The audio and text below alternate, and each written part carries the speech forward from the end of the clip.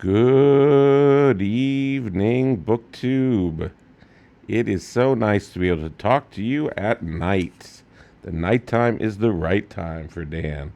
I am a night owl. This is the latest BookTube I have yet recorded. Reminds me of my old radio days.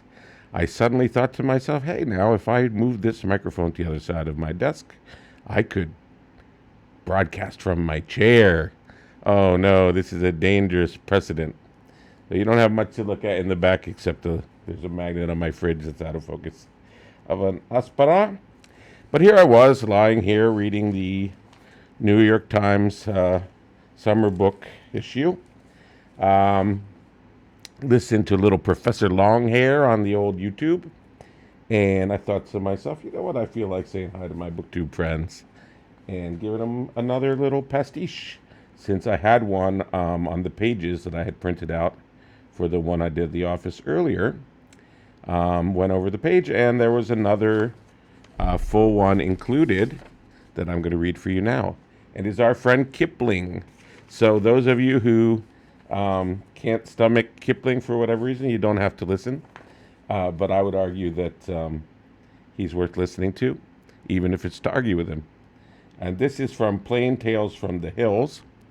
In these tales, he is rendering a lot more the soldiers' vernacular than the natives. Yeah, these soldiers in the hills of India are from all different parts of the British Isles, and he renders their dialogue quite colloquially. It becomes a bit tedious, I'm not going to lie. I didn't do it in my pastiche here. Just to remind you about the pastiche reviews, what they are.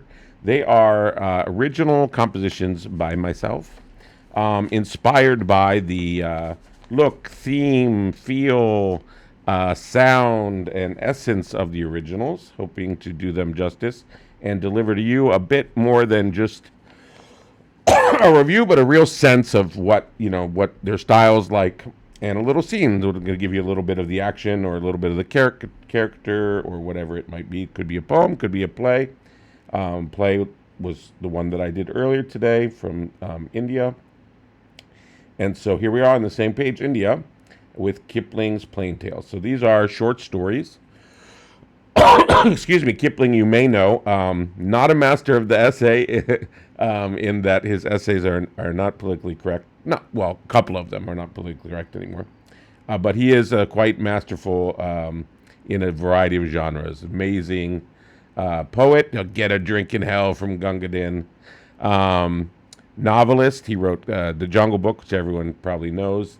Kim, which is a great one about a waif, a sort of army tag-along boy who's caught up in the great game between Russia and the Western powers in the Afghanistan area. And children's literature, he wrote the Just So stories, How the Camel Got His Hump, Rikki Tikki Tavi, about the mongoose, all good stuff. And he's got several collections of short stories. But I won't remember all the titles of them. And of course, he won one of the earliest, excuse me, one of the earliest Nobel Prizes. So, not too shabby, but yeah, questionable politics without a doubt.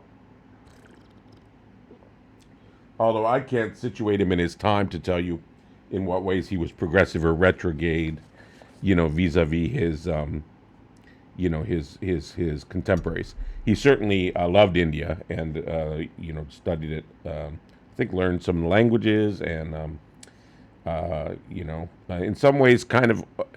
I feel like he was almost more at home there than in Britain, if you know what I mean. Kind of, some of you might know who've been expats like me a little too long.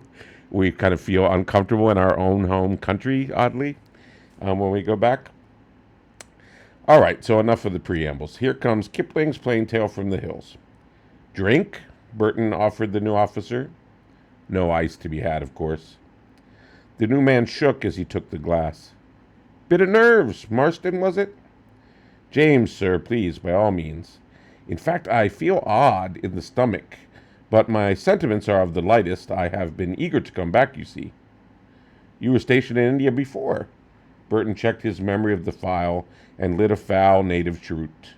He had lost a lot of cards this pay period, called for economies. Excuse me. I was born here, and I've had the fevers my whole life to prove it.